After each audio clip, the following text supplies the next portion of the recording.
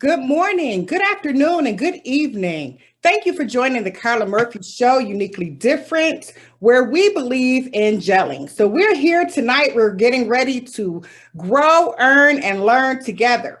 We are in for an exciting evening, and I can't wait to hear all of this greatness. We know certainly it is Women in History Month. And so we are highlighting some special women along with some of the men who help the ladies to be who we are. So we're very grateful for all that's going to take place today. We are focusing on our young people today. We're focusing on how we can inspire them, motivate them, and educate them, for truly they are our today and our tomorrow. That being said, we're going to move forward in the show tonight, and we have an amazing young man with us. His name is Mr. Raymond Anderson Jr. We know him to be a native of Buffalo. He's active in the Lackawanna, Great Lakes, and New York State communities. He is a deacon in his church. He's also an entrepreneur, and we are so excited to hear about the greatness from Mr. Raymond Anderson. We've partnered in ministry, and he's been nothing but a wonderful blessing to many. He can also cook. That's a hidden talent he doesn't like to tell us about. But Mr. Raymond Anderson, good evening and welcome to the show.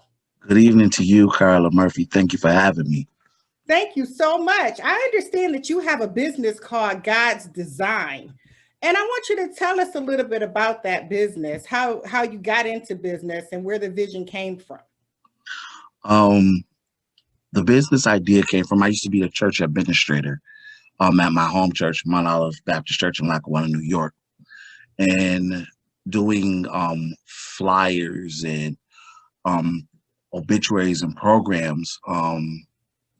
One of the elders of the church was like, "You should do this more often. Like, you're really good at this." And through the years, I moved on to the West Coast to Seattle, and then really began doing it a lot there while I was in school and living on the West Coast. And it has picked up. It has been a blessing. Even during this pandemic, I've still been able to have funds come in due to my business. So I'm grateful for it. That's a blessing. And how long have you been in business? Approximately 10 years now. 10 years. I'm very low key. I don't like telling people, but I do it. But about 10 years I've been doing it now. All right, so you've been low key for a little while, but you're going to tell the world about all of your greatness and what you can do for them to help them through God's design. So I Yes, know that ma'am. even during a pandemic, you mentioned that the Lord has been good to you and He's helped you to Yes. continue to sustain and maintain your business. So, Mr. Raymond, in doing that, I know that people aren't really gathering like we used to, so we don't necessarily have all of the different events that we had going on. But tell us how you can still maintain a successful graphic design business even during a pandemic. For me, it has a lot of things have had to change. I would do business cards, obituaries, programs, banners, so forth and so on. But now I've had to learn how to use technology as my friend. So because we're not gathering, I've been doing like slideshows for people and emailing it to them so they can put it on things like such as Zoom or when they're having their meetings or conferences. I've even been to the point now to where people order things, and instead of it being in this Buffalo, New York area, I'm shipping things out to other cities and other states. So it's been a change for us all, but technology has been a good. I just don't have to depend on business from the Western New York area. It has broadened my horizons throughout the country of people ordering, can I get obituaries? Can I get some business cards and ship it to them or electronically send it to them at this moment? So, if you had some words of advice to give to young people in regards to how they could start a graphic design business, what are some things that you would suggest for them? The first thing I would say is don't let no one tell you that you can't do it. Self-confidence is key in anything that you want to do in life. If you don't believe in yourself, no one else can. The second thing I would say is even if it's just doing things for fun, keep practicing. Get different type of programs and different things that you can use because as you begin to grow and your clientele changes, you have to know how to work within the clientele. For instance, today someone may actually do a business card and you do it one way, but then they may actually do it on a banner. So you have to know how to work within the area in which you're in and the people that you're working with. That's the key. And the number three thing is just be focused. Um, Being focused has been the thing that has kept me. It's been sometimes it's been hard. Some people have said you can't make it, you ain't be able to do it. Well, what about this person? They do it this way, they do it that way. But if you just be focused and do what's in your heart and your mind, you'll be all right. I like that a lot. It is about being focused and fulfilling your dreams and having purpose. And one thing that I know is that when you talk to God and God talks to you, He will lead you, guide you, and direct you. And if He takes you to it, He certainly will bring you through it. So I'm really grateful to hear that. I know that you've worked and served in ministry a lot. And I'd like for you to touch on a little bit about your journey as a junior deacon, which can be an encouragement to other young men that you don't just have to be a certain age to serve God. Talk about that a little bit, Mr. Raymond. Um, Deacon Raymond Anderson Jr. my journey actually as a deacon began when I was a teenager. At my church, my Love Baptist Church, um, we had a junior deacon board when my previous pastor was there. Um, and it fell off, but we all got grown, moved away, went to school, so forth and so on. So at the age of 22, 23, my previous pastor, he asked me would I join the deacon board. We prayed and fasted, and I've been doing it for about 11, 12 years now. And I'm That's the, a actually the blessing. youngest one on the board. That's a blessing. So, as a junior deacon in your church, what were some of your duties and responsibilities? My duties and responsibilities was mostly in the beginning with just the young people, working with um, the youth department, making sure they was on track. Because it is kind of hard when you're younger and and I'm going to a Baptist church and you're still under the umbrella of the youth department. So it was a little hard, but my focus was working with the young people and working with the music ministry. That's where in helping with administration, like in a administrative office, or if it was networking via Facebook or Instagram or whatever it was. That's what my focus was, and that's currently part of where I still am at this moment. Thank you so much for sharing. You definitely have an inspirational story to many and to all. And so I know that I've had an opportunity to see the outstanding work that you've done through God's design. I've seen the walk that you had on your journey. And I would like for you to share with the viewers and the listeners how they can reach you if they're in need of any graphic design service, whether it be obituaries or if they're looking for programs or invitations, business cards, and the such. Mr. Deacon Raymond Anderson, how can you be reached? You can reach me via email at raymondjr85 at gmail.com. That's RAYMONDJR85 at gmail.com. You can reach me on Facebook, Raymond J.R. Anderson on Facebook, or you can call me at 716-400-4968. Thank you. Again, the number is 716-400-4968. Deacon Raymond Anderson Jr. from the Mount Olive Baptist Church of Lackawanna. We thank you so much for coming and sharing and Thank encouraging our young people. And we're looking forward to more greatness from you, for truly you are uniquely different. So thank you for being with us today. you for having me. You're welcome. Next up on our lineup is another special young lady I've known for many, many years. I want to say most of my life, if not all of it. But we've grown up in the same church. We've shared sisterhood together. I know her to be a loving and kind mother and grandmother and friend. She's also been a previous business owner where she was an entrepreneur. She had a daycare. And I learned a lot of different things from hearing tips from this next guest, Mrs. Lillian Holmes.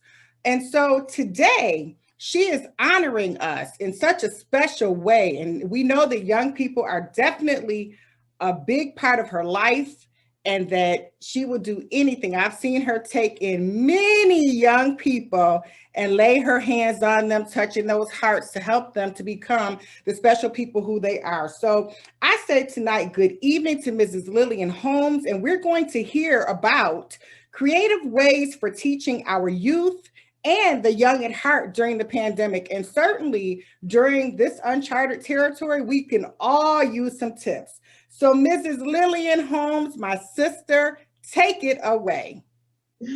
Good evening, everyone.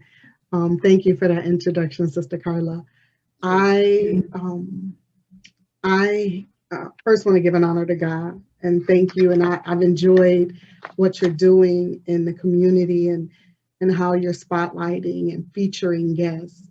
Thank you. I applaud you. Congratulations. Thank you. So let me just begin. The pandemic has caused us to utilize technology, as Deacon Anderson has stated, in a different way. And we have to find creative ways to engage our young people. And so most of my life, I say young at heart because I am always going to be young at heart, but I have always tried to engage young people, young women especially, to do better and to recognize that the potential in God can make them great. So with the pandemic being what it is, and we don't have the same ability to engage with one another, we utilize technology differently. So most of us have the opportunity to utilize Facebook or as you're using right now, Zoom or WebEx. You can have different breakout rooms and you can bring the young people in and teach them. So for my little ones, I would utilize YouTube. I would give them something to look up because you have to do something to engage their mind so that when they come back, they're prepared.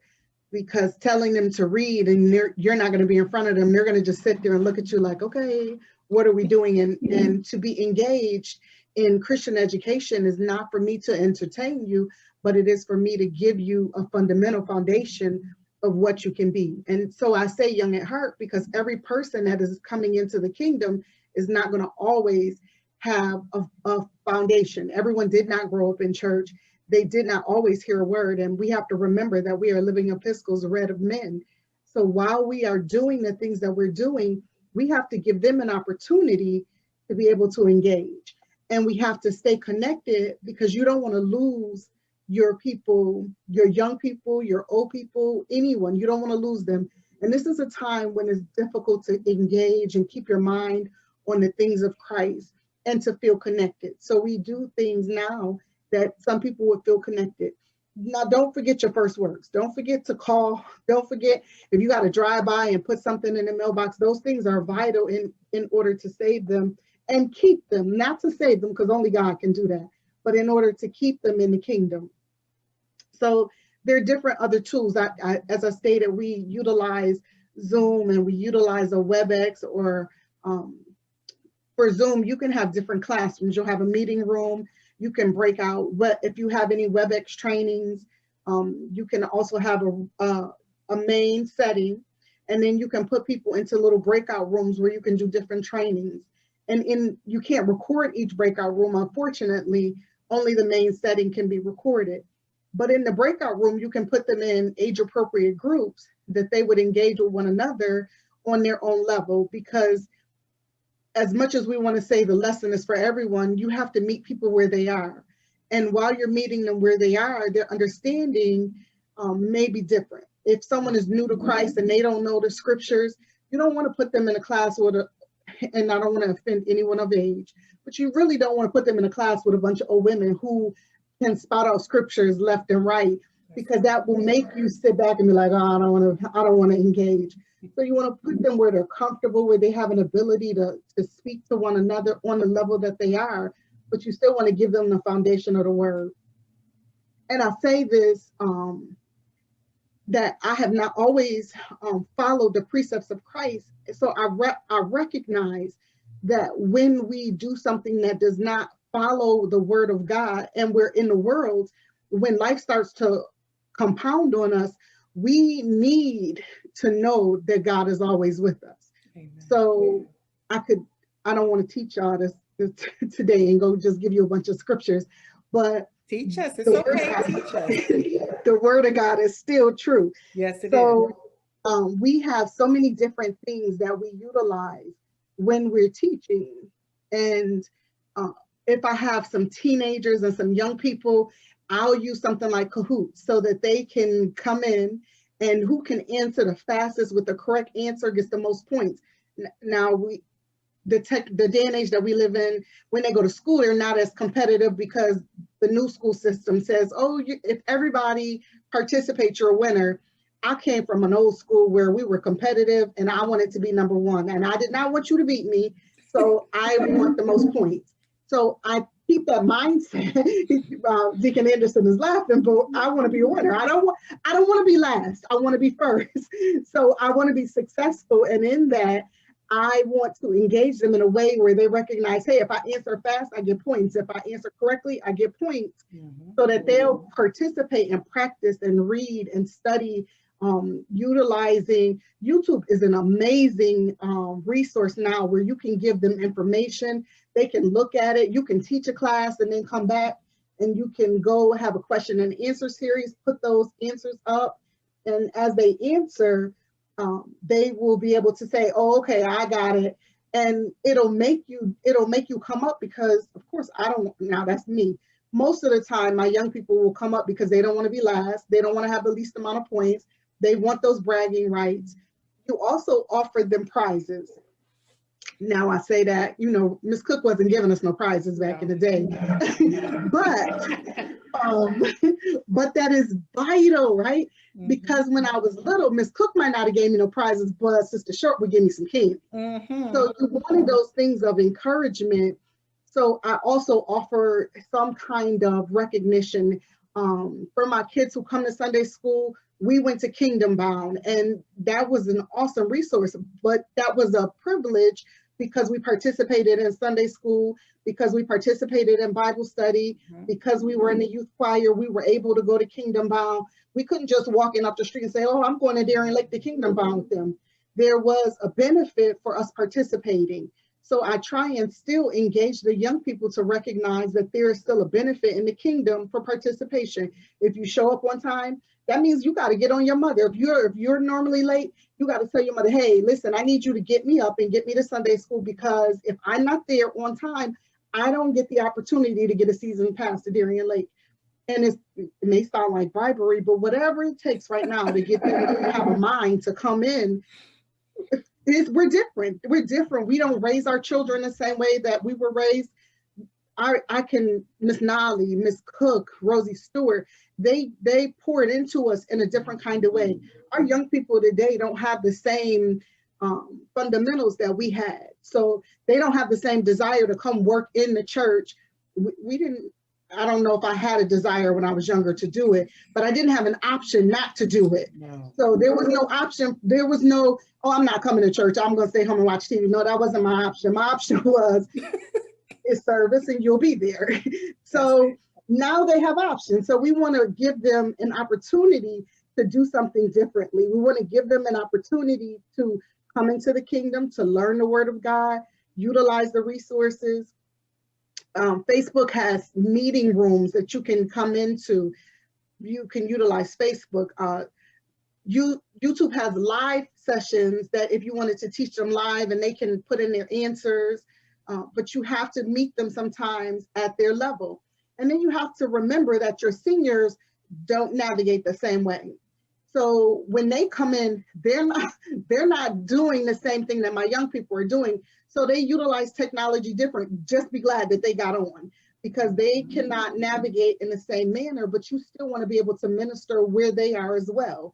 You want to be able to tell them where the scriptures are. You also want the young people to not just rely on technology, but you want to encourage them to have a Bible. You want to encourage them to open up their Bible and to read it. It is great. I love the convenience of having my Bible on my phone, but it is nothing like turning the pages of the Word of God that I might read and learn of who He is. So if you find that the young people don't have it, this is a good time to send them something, to send them a Bible. And I really want to say, Miss Hackett and Kathy, they would do some things. Oh my goodness! When I was away, those $5 little envelopes might not. Now when I look back, it was lunch, it was laundry money, it was an encouragement. And we have to remember and do those things that we have both learned and heard in order to keep our young people and some of our seniors engaged. You have to remember that you have single mothers coming and they don't have everything that they need. And because now we're in a pandemic, you don't get to see them and see that there is a need. So you have to keep it in your spirit that you want to just send something, just send a little love token. Just, hello, how are you? I'm thinking about you. Utilize your U.S. Postal Service because you want to keep them working as well. But you also want to win souls to Christ. You want to keep the body of Christ engaged. You want to keep them participating. You want to keep them loving God. Because when you get something and nobody knew that you had a need but God, don't neglect it. Don't wait. If God put somebody on your heart, call them then. Utilize your phone, utilize your technology, all of the things that you need to remember, because we don't have that same hands-on love that we had. This season, it has been a season of barrenness, but things still do grow in the valley.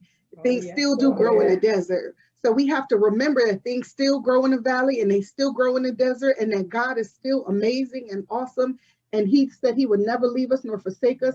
He will provide everything that we needed when we needed it.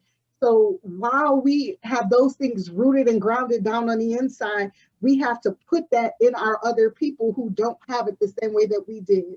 So thank you for letting me share.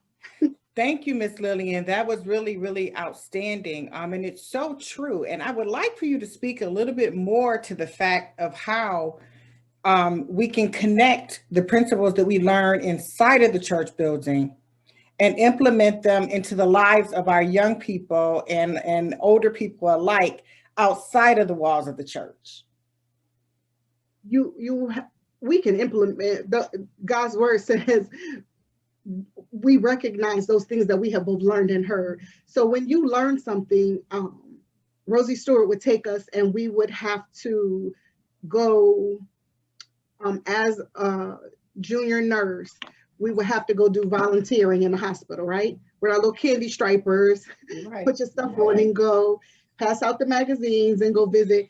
Those things are vital in today's society because we don't volunteer. We don't teach the importance of caring for someone else. We don't teach the fundamentals the same way that we learned them. And because we don't teach them the same way that we learned them, we have a generation of young people who don't know who God is, who don't want you to speak to their children. It took a village to raise us.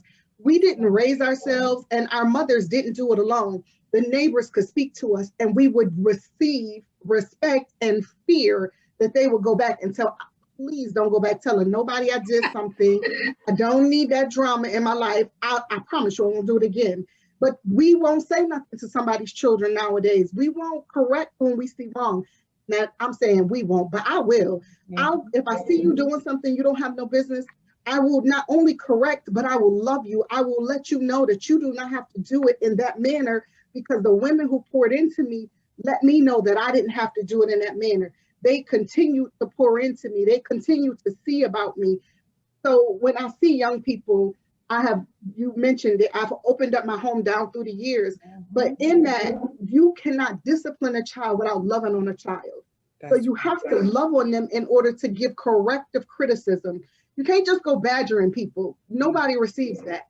But if you give them love, and everything that we have goes right back to the love that God had for us. And because God had love for us, we have love for one another. And without us loving God, we could not love on anyone else. We wouldn't know how to do it.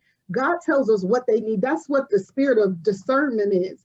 And if we don't discern what we need as a body of believers, we can't go out and minister to the world. So if you see I'm speaking of women because I'm a woman, so I can minister to women more easily, but I don't neglect to minister to young men. When you see a young man who does not have a father in his life, and sometimes his mother is struggling, doing everything she can, you cannot neglect to say something to our young men, because if you don't, they will never understand. They might not appreciate it, be like, well, I don't want to hear that. But if you continue to do it in love, in the fundamental basic thing, that love that God has for us, we can win souls to Christ. We can be an example. We can be a light to a dark world. So the most important thing that I can say that I learned growing up in Greater Hope was that those women and men, I'm saying women, but Deacon Brantley, Deacon Smith, they poured into us in such a way. They were available for us, whatever we needed. Your father, we could go talk to him about anything. Your mother, our parents were available when we needed it. And it wasn't that Deacon Murphy was just your father. If we needed to talk to him, we could go talk to Deacon Murphy. If we were in trouble, we could talk to him outside of the four walls of the church, as far as Officer Murphy, and tell him, like, I'm did some stuff I ain't had no business doing. What do I do to get out of this situation? And not necessarily that we don't have accountability for our actions, but what can I do to change the environment that I'm hanging out in? How do I connect with different people? So those are the things that we learned, that there is some availability, there is some responsibility, there's some creativeness, and all of those things that we learned, we grew up with, we have to put it back into our young people. We can't just say, I'm an island, it's just me and my children, and that's all I'm gonna worry about. Because if my child is the only child that gets help, my child does no good when they get outside the door, because what's gonna happen? They're with the kids outside more than they are with us. So we have to engage, give them a safe place to be. So many young people don't have safe places to be. They don't have food, they don't have clothing, they don't have someone to speak life into their situation. I have a young lady who is my neighbor. This young lady, I was watching one day out the window, and the little boys were feeling her up. So I waited. I didn't, because you gotta be wise. He that will win souls must be wise. So I waited. I didn't just go outside and say, get off of her. I waited until they went on, and I said, come here, baby. And she was like, I don't want to hear it. I was like, well, you might not, but I'm still saying, come on over here, sit with me for a little while. And it was late in the evening, and I said, you know that you don't have to let nobody do that to you. And she was like, what you talking about? I said, I watched for 20 minutes that them boys kept feeling you up, and then they wrote off about their business. You don't have to let nobody do that. She says, well, my mother don't mind. I said, but that don't matter. That's not your story. You don't have to let nobody do that. And she was like, well, why do you care? I said, because I got daughters. And because I have daughters doesn't mean that they're the only daughters I have, because I have daughters in Zion. So God gives me other children. I said, so if you ever feel like your house is not a safe house, then come to my house. Day or night, you can knock on the door. I'll get up, I'll let you in. If you're hungry, if you need something. And she was like, yeah, okay. So I know as a young person, I was not the kid to ask. So I started to make bags for her. Because sometimes people are not going to tell you their need. You have to have the spirit of discernment. So I would just make a bag. So when I see her come home from school, here, come here. I got something for you. And so here's some school supplies. He was like, why are you giving me that? Just because I got daughters. So I know that they need some stuff. So I was shopping for them, and I saw some stuff I thought you might like. When school clothes came around, here's a gift card. What she does with it is not my responsibility, but the imprint that I leave makes a difference. The imprint that other people in church have made a difference. that, and so I go back to Sister Kathy Gates and Sister Hackett. That $5 envelope made a difference. It made a world of difference in the way that I operated with my young people, because $5 20 years ago was huge. If you get now it's not so, I'm saying 20, but it was way more than 20. I'm just not gonna tell you how old I am, but it was huge, right? And it made a big difference when you're in college and you getting, listen, you could eat good, you could shop good. And so I remember those things. So I try and encourage and do those same things that I both learned and heard growing up. Thank you so much for sharing with us. I feel so much encouragement through the story and the testimony that I've heard today. And for truly, I know that those statements are definitely true. And it has helped to shape, mold us, and to develop us into the women that we are today. And so I'm just grateful for the imprint that you have made in the lives of many. I'm grateful for all of the sacrifices that you've made, because nobody really knows that it's really a matter of the heart. And so you have definitely shared and given lots of love down through the years. And so thank you so much for all that you've done to make the lives of people better and to pour into my life. And so I'm just grateful that you were able to come and share today with me on the Carla Murphy Show, for truly you are uniquely different. And so, Ms. Lillian Holmes, we're looking forward to continue greatness and success. And I just love you. I love your family. And God knows you all, the Monroes, the Robinsons, the Fields, you've all been such a blessing. And we're just looking forward to growing, earning, and learning together. God bless you. God bless You're you. welcome. You're welcome.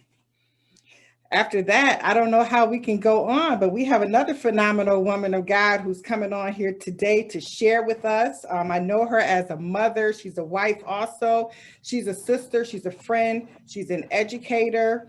She's a Christian educator. And Mrs. Keisha Jacobs is going to come on and talk to us about student accountability during virtual learning. Miss Keisha has a heart of gold, and I've watched her just as Miss Lillian and Deacon Raymond Anderson. I know these people personally, and I know all of the sacrifices that they've made to invest in the lives of many, and especially our young people. And I know that we've pulled resources together. We've done what we needed to do to make sure collectively and individually that the needs of young people that we could place our hands on, they were met. And so without any further ado, thank you so much for being a sister and a friend, Miss Keisha Jacobs. I'm looking forward and waiting with great anticipation to hear about this student accountability. Good evening, and take it away, Mrs. Keisha Jacobs. Good evening. Thank you for having me, Carla. It is a pleasure to be here. I wanted to take a moment just to piggyback on what Ms. Lillian was saying about how each one, how as adults, we leave an imprint on our students, on our young people. As a teacher in the Buffalo Public School system, it is very important that for every child that God has placed me to be over in my classroom, that there is an imprint that I touch them with the love of the Lord. My job is to teach them academics, but my job as a believer is to love them into the kingdom. Right now, we are in the midst of a pandemic. It is a very scary time. It is a time for uncertainty. It's uncertainty for our school district. There's uncertainty for our teachers and administrators. Parents are uncertain of what's happening. And most of all, our children are uncertain because what is normal to them, school, going to school, being with your friends, socialization, playing, routine. We've kind of lost that over the past 12 months. And learning is different on a lot of levels, but it's doable. And our students need to be accountable for what they're learning. Parents must be accountable for what their children are learning. Teachers and administrators must be accountable to teaching our children. And the school district must be accountable for making sure that the resources are available so that our students can be proficient in their learning. So this is a different situation, but it's a doable situation. And when we all work together, we can all have great success.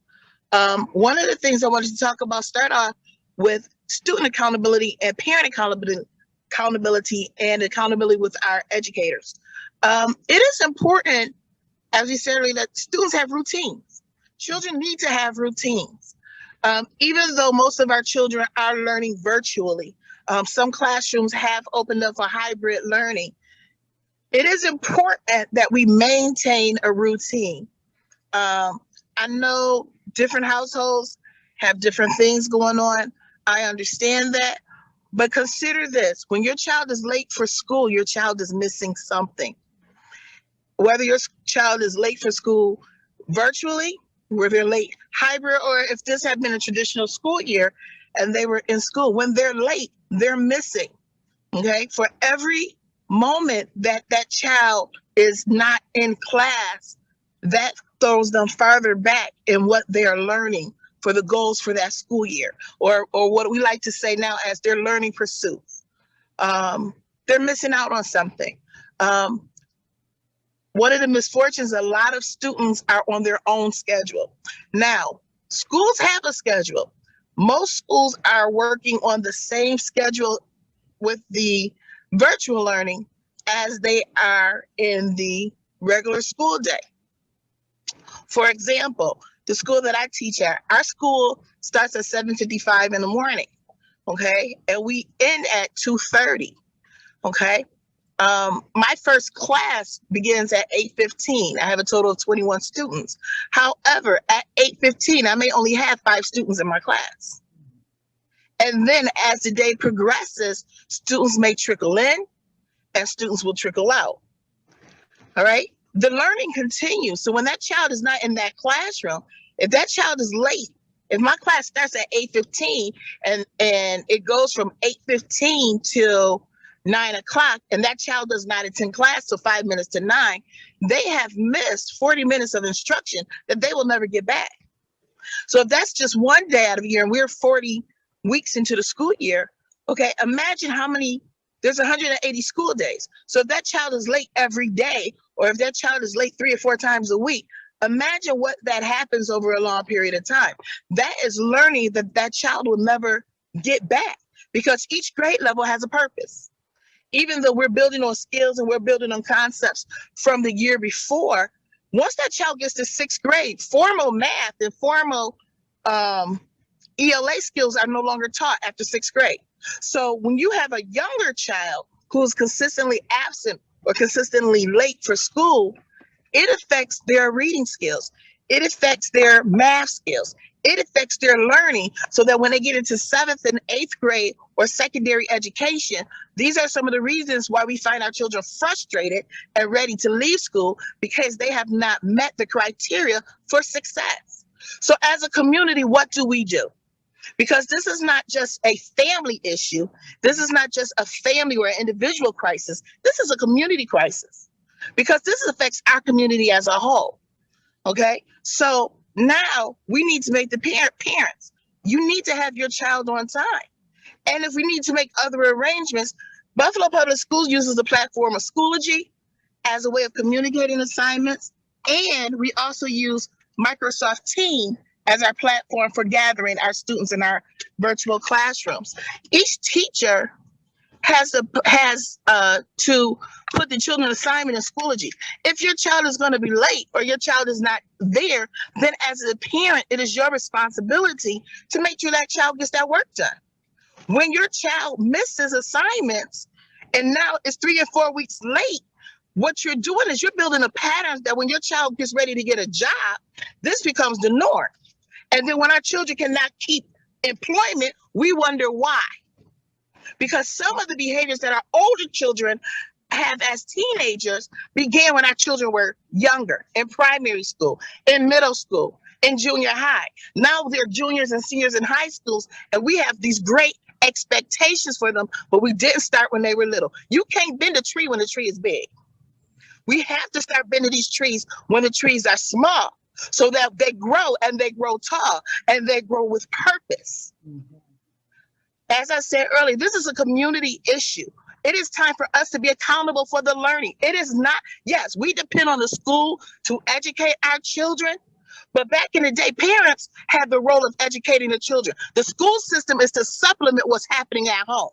If education is not a priority in the home, there is nothing really that the teacher can do but say, this is the material and I'm going to push you.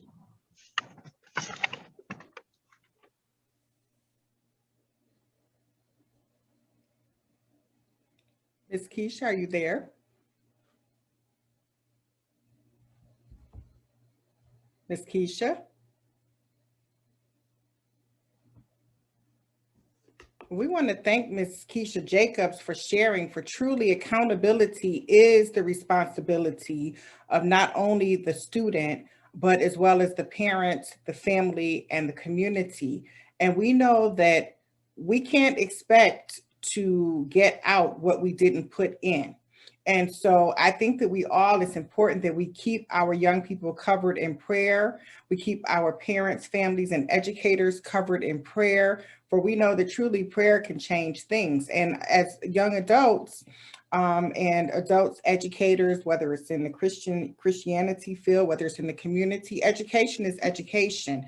And we all have to share a responsibility of pouring into the lives of young people. And that's when life will get better in the community and better for all of us. For truly, we know that they are not only the people of today, but they certainly will carry us through the future. And so I just want to thank Mrs. Keisha for sharing on that topic. And Ms. Lillian, do you have a thought? You just said that. Do you know that the basic fundamental things that we learned in Sunday school? Our public speaking, we learned from doing our speeches, our learning curve, getting over our shyness. We learned getting up, doing our little talks, doing our little plays. Those things were valuable in formulating who we were and how we were able to present ourselves when we got out. Our going to the Great Lakes and to the different conferences, engaging with one another, gave us the ability to recognize that we were not anomalies, but there were other young saved children, other children who had to go to Sunday school.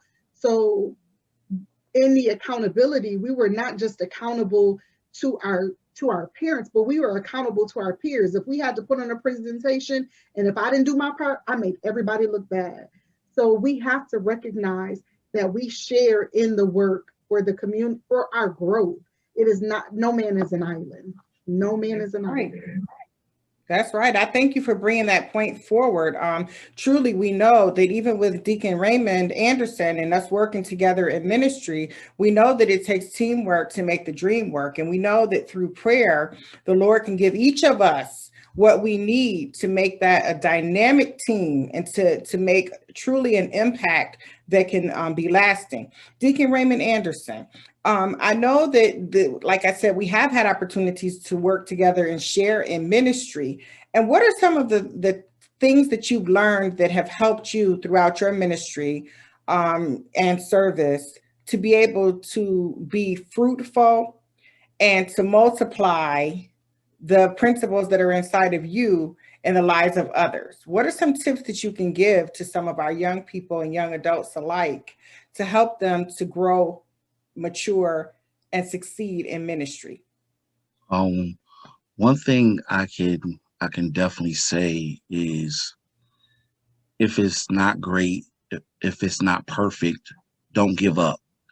Keep trying, keep doing the best that you can do, because right now you may feel like you're not getting anything accomplished, but you're grooming yourself daily. Like for me, for example, it's still some time I don't like public speaking, but it's because of the training, the speeches, and speaking in front of people. I have trained myself to where I have confidence to where I can do it no matter how I feel. It might be some doubt sometimes, but I know I can do it. Another thing I want to say to you is, don't let nothing discourage you. No matter what, I was always taught, if you believe it, you can achieve it. So if you believe in that thing, if you know as a young person you want to be a doctor or a lawyer, you believe it's going to happen. It may not happen when you want it to, and you trust in God, it will happen. Prayer and just belief is the key in success in life. I like that a lot because it is so true. Prayer is definitely the key for succeeding in life. And so it's so critical. And I know we've mentioned and we've heard that word prayer several times on the show today. And if we could just give a thought, simply, I know that prayer is just talking to God. I don't have to get deep. I don't have to get complex. I know that prayer is talking to God.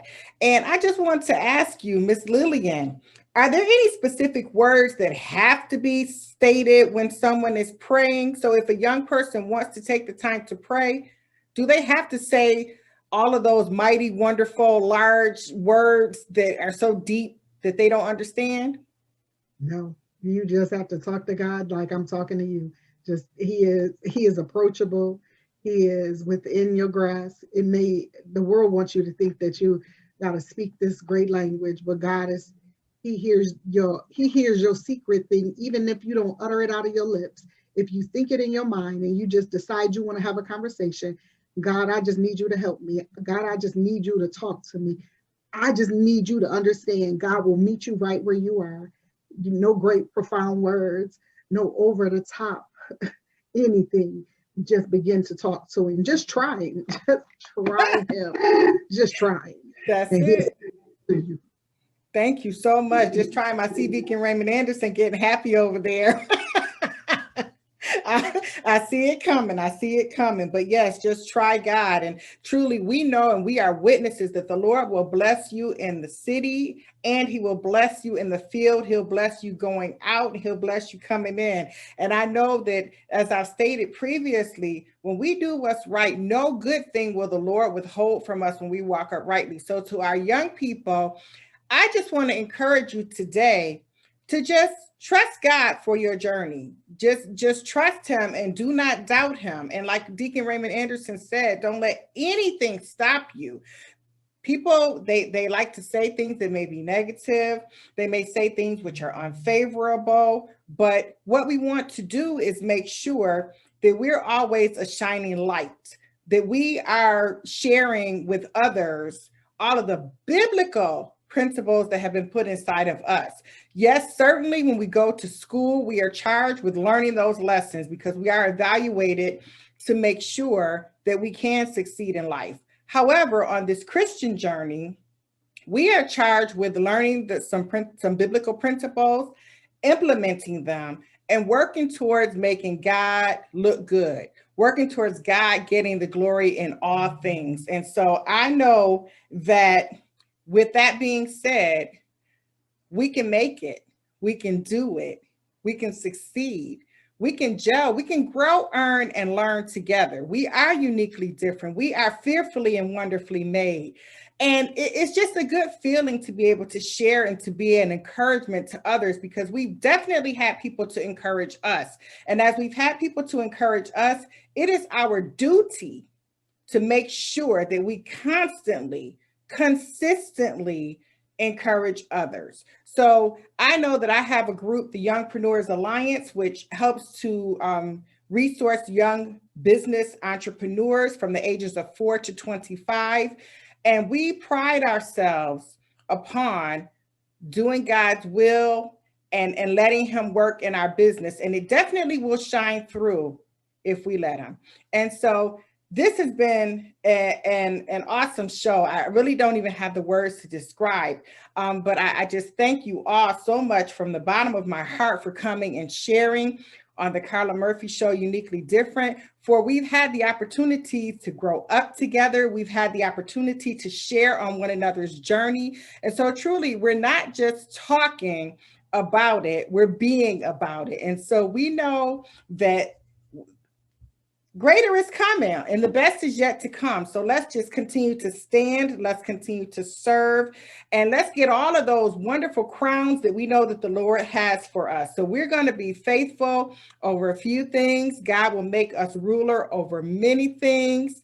He just will continue to bless us more and more and more. So we'll get blessings after blessings after blessings. So to all of our young people out there in the listening and the viewing audience, continue to be great. And if no one has told you about all of the greatness that's inside of you, just know, trust, and believe that no one can beat you at being you. So continue to be unique. We celebrate you no matter what area you're in, no matter what discipline you have, we celebrate you. And we know that you're going to continue to do great things and you're going to be a model to others. So thank you again. This has been a great show. I thank you all for coming and sharing. We're looking forward to the next episode. We know that certainly we are highlighting women during Women's History Month, and we have some more great women who will be coming on, and we have some more outstanding men who will be coming on to support the women in our lives. So thank you again. God bless you all. Have a wonderful day, and we are looking forward to meeting again. The Carla Murphy Show. I am Carla Andrea Murphy, your host. I look forward to connecting with you. 716-553-3109 or Carla Murphy, uniquely different @gmail.com. Or you can connect with me on social media, Facebook, Instagram, LinkedIn, Twitter, YouTube, Alignable. God bless you and have a wonderful night. Bye.